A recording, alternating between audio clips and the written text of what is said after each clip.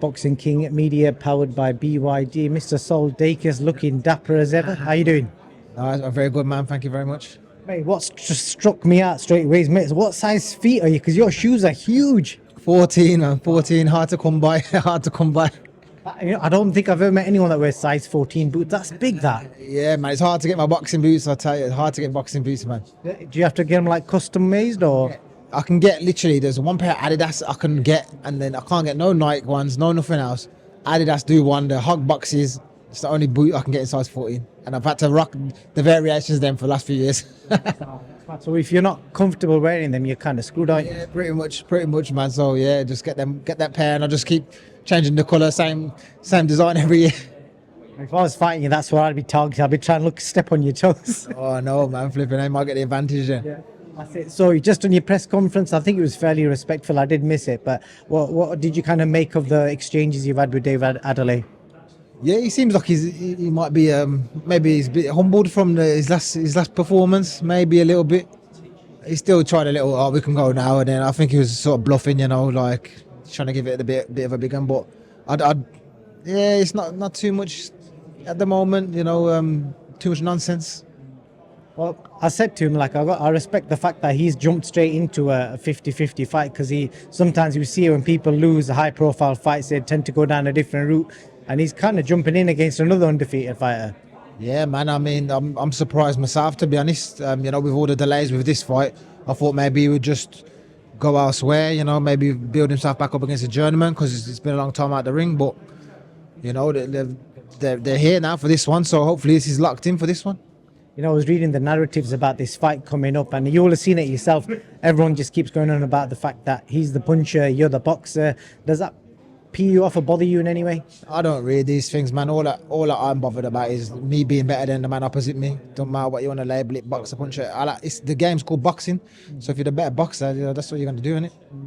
And and I think I asked you this in your last fight as well. You got the knockout, and the first time round you had like a points victory over the guy. It was a close fight, but do you feel you kind of got closure and kind of showed people what you're really about?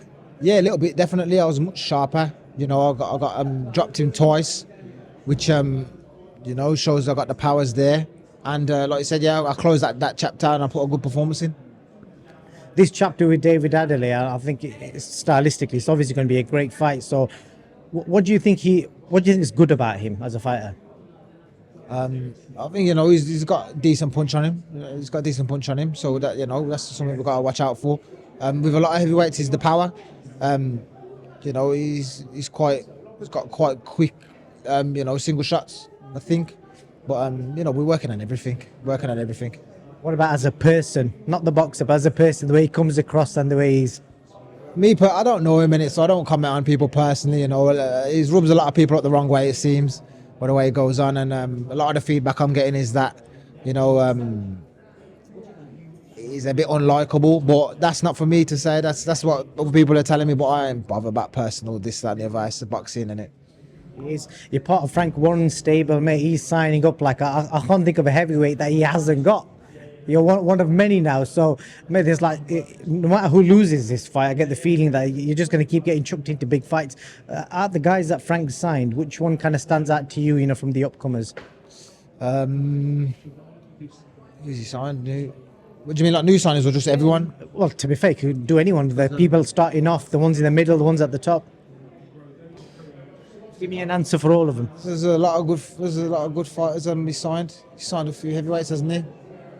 Couldn't tell you any single one. I mean, he's got most of them in it. So I think it's gonna be like fight each other and see who comes out on top, sort of thing. Are you excited by that? Because obviously he's moving to the zone. He's got a massive stable, so it's obviously they've got some huge plans for next year. So it's almost like being part of like WWE, isn't it? Yeah, it's exactly that. And like you say, there's fights to be made there. And hopefully the better the fights, the bigger the payday, and that's what we're in boxing for. So that's hopefully something that's gonna, go skyward. I'm just going to ask you one other question, Sol. I've asked a lot of people in the last few weeks if they've got any fears or phobias. I like asking heavyweights because people expect you guys not to be afraid of anything. Have you got anything that you're a bit squeamish about?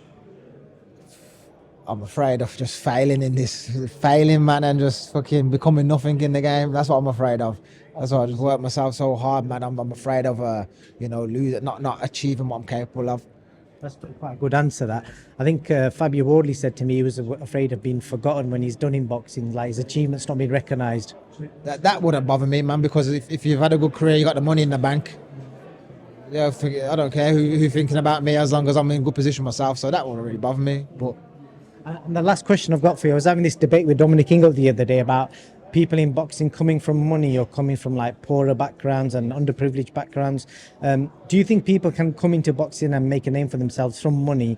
And also, what was your situation coming into boxing? they can make themselves a name for themselves if they come from money. But I don't think they'll be the top world class fighters. Because I think it's a different level of hunger. If you've come from money, what you're fighting because maybe you enjoy boxing, you like to be part of the sport. You're not really. If it doesn't work out, then it doesn't matter. You got money behind you. Whereas, if you're from a bit more of a hungry background, you have to put everything into it, and it gives you that edge. And look at the top fighters over the years; they've always been the ones that have come from little to nothing, and that's why they've got that hunger. Because when it gets tough in there, it's not just a training camp that you've prepared for that it's going to get you through. It's a lifetime of sacrifice that's going to build your character in those tough moments. What was your situation getting into boxing? Yeah, I mean, when I got into boxing, one of my friends actually was down the local amateur club, and I went with him when I was like 15.